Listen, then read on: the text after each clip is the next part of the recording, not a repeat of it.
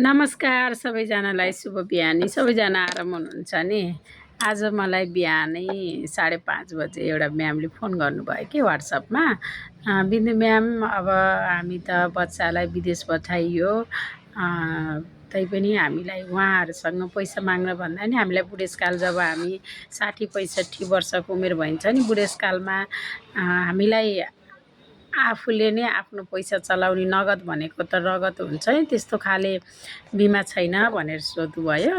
अनि जीवनश्री बिमा छ भने मैले उहाँसँग त्यो जस्तो 5 वर्षमा 6 वर्षमा तिरेर भ्याउने, 5-6 वर्षसम्म त बच्चा बच्चीले आफू बच्चा बच्ची नजन्माउँदासम्म त आमा बुवाले हरेक कुराहरू पुरा गरिदिनुहुन्छ नि त। आमा बुवाहरूको माग्न सजिलो हुन्छ। त्यसपछि चाहिँ बच्चा बच्चीसँग सहजीकरण नहोला, उहाँहरूसँग मागिरहन गाह्रो होला।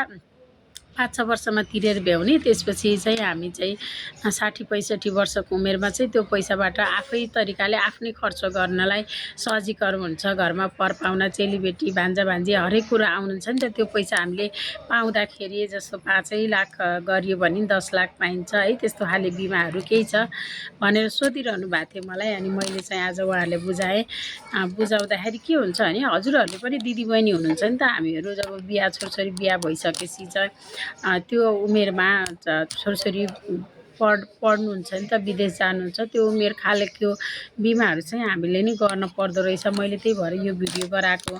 उहाँलाई त मैले सबै बुझाएँ है, तर पनि अझै हजुरहरूले पनि कतै छुट्नु भएको छ कि त्यो बिमा गर्नलाई नछुट्नु होला। हजुरहरूले गर्नु, 6 वर्षसम्म तिरेर भ्याउने, 6 वर्षपछि हजुरहरूलाई बुढेसकालमा सहारा हुने एउटा पेन्सन हो नि त। पेन्सन छैन, हाम्रो पेन्सन हुन्छ। त्यो अवस्थालाई चाहिँ हजुरहरूले पनि मलाई म्यासेज गर्न सक्नुहुन्छ, सम्पर्क गर्न सक्नुहुन्छ। मेरो यो टिकटकमा फेसबुकमा छ मेरो फोन नम्बर है। हस्त धन्यवाद। हजुरहरूको दिन शुभ रहोस्, जय होस्।